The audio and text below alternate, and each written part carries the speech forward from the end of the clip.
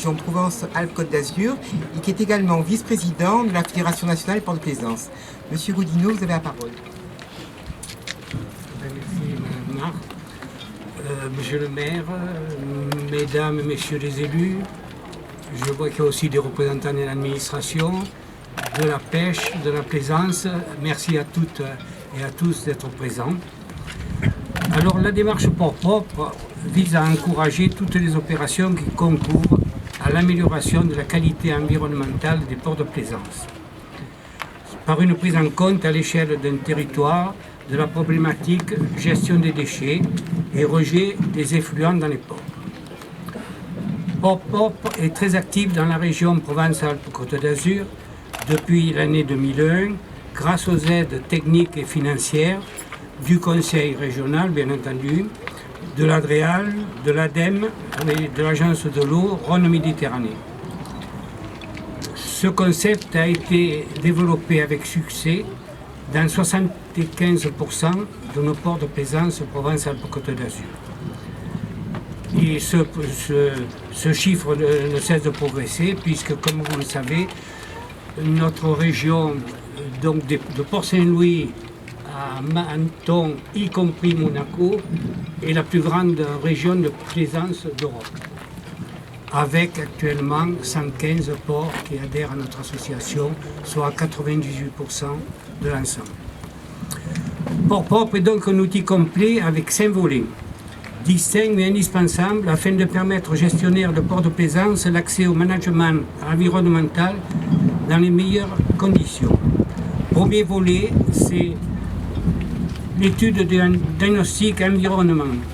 Le deuxième, la lutte contre les pollutions récurrentes. Le troisième, la lutte contre les pollutions accidentelles. Le quatrième volet, la formation du personnel portuaire, bien entendu. Et la cinquième, sensibilisation de l'ensemble des usagers du port et de la plaisance. Suite à la démarche Port Propre, il y a eu une première reconnaissance nationale avec la création d'une certification nationale avec l'Agence française de normalisation en 2008, puis une reconnaissance européenne avec la création de la certification européenne Port Propre en 2012. Je voulais le souligner auprès de Monsieur le maire parce que c'est suffisamment rare pour le souligner, c'est que c'est une des rares fois où ce sont les Français qui sont leaders là-dedans pour imposer une réglementation à l'ensemble de l'Europe. La reconnaissance européenne met les ports français à l'abri d'une demande de notre pays d'Europe sur le même thème, ce que je vous disais. Actuellement, dans le cadre de certification, il y a l'UPACAI, il y a donc 26 ports de plaisance certifiés. Et bien entendu, chaque semaine ou chaque quinzaine, on en a de nouveaux. Nous arriverons certainement au 100% d'ici 2 à 3 ans.